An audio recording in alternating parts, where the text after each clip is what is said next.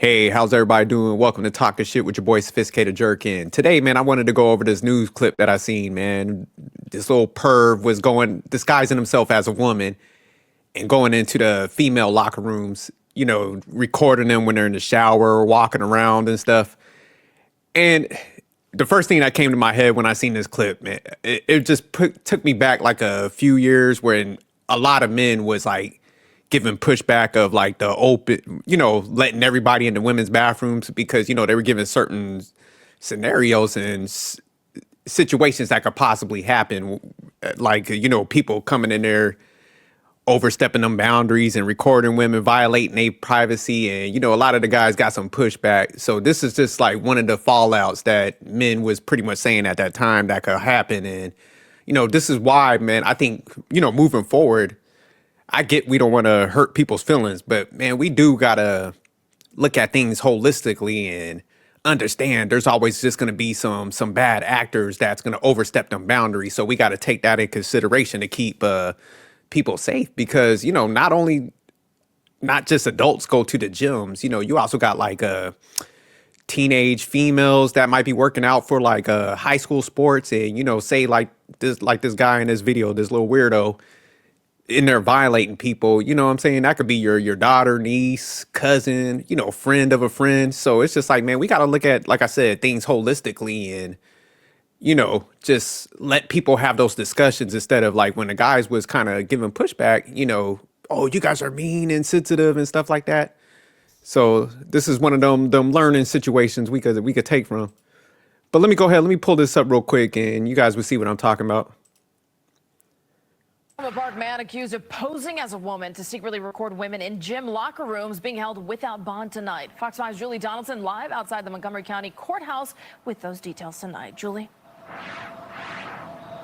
Hey, Marina. Well, the defense attorney asked the judge to consider a less restrictive option than being held without bond, arguing that while the crimes are problematic, they're not violent. But the judge, well, she disagreed with that, taking into consideration the danger of the crimes and the fact that there are two other pending charges in Prince George's County of similar offenses. I'm gonna stop right there. Shout out to the judge, because yeah, man, like,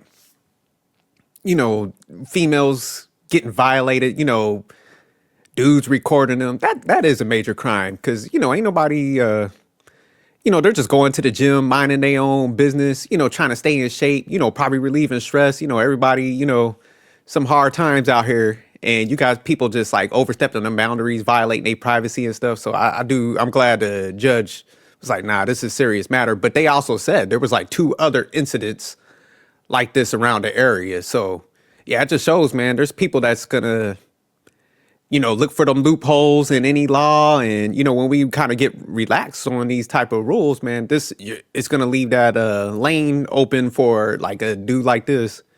But yeah, he definitely. Now, police first learned of the suspect on October 10th after a woman at One Life Fitness in Germantown reported a man entered the woman's locker room and recorded her in the shower. Investigators later identified the suspect as 44-year-old Chikunidi Tati of Tacoma Park, arresting him on October 9th at the Planet Fitness in White Oak. Police say that Tati was at the gym for 7 hours without working out. He would then put on a wig and pretend to be a woman to enter the locker room where he would film his victims. He would then hide his disguise while leaving to avoid detection. He is now facing up to a year in jail on multiple counts of peeping Tom and visual surveillance of a private area. Man, I think those type of crimes where like women and kids get violated, we need to up those sentences. That how they had the mandatory with like crack and shit. There should be a mandatory decade at the least, for these type of things. But also, that Germantown, I wanted to go back area. A lot of, like I said, career-driven people in that area, very affluent. So it's that big gym right there. I know it's pretty busy. So I mean, this person was sitting around for like 7 hours in the gym. So yeah, we gotta also. You see some weird activity. I know sometimes everybody goes about their business because we just got so much stuff going on in our life. But yeah, we need to just start. Hey, this person been in here for a minute, and even the staff. It's like, why would you? If he don't work there, he ain't cleaning no bathrooms and shit. He shouldn't be in there and stuff. But my man, he was a hideous looking woman when he was dressed up.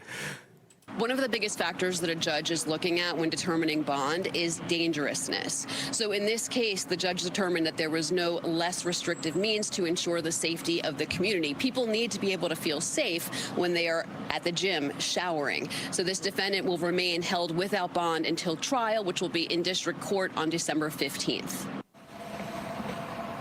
Now, an interpreter was in court to translate as the suspect speaks Lingala, the native language of the Congo. Now, the defense attorney says he lives with his wife of 4 years and they have 2 young children. Police do believe that there may be other victims and they're urging. Oh, so he was a immigrant and he got like little young kids too. So yeah, he get him up out of here. You know what I'm saying? Damn the jail time. Get him out of there. And that's sad. Like with these type of people.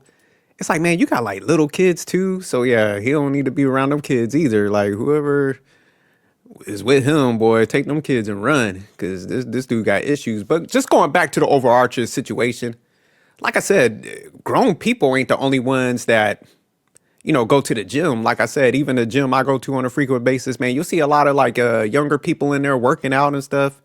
So, you know, they're also getting violated. I don't think it's right for adults being violated. So, like I said, I think you should get mandatory 10. But just to think like people's children are also going to the gym, you know, trying to be productive and stuff. And you got like people stepping over the lines. This shit is just getting crazy out here. But I just think as society, man, we got to, like I said, look at the bigger picture sometimes and be like, hey, man, we understand like this is going to hurt like a few people.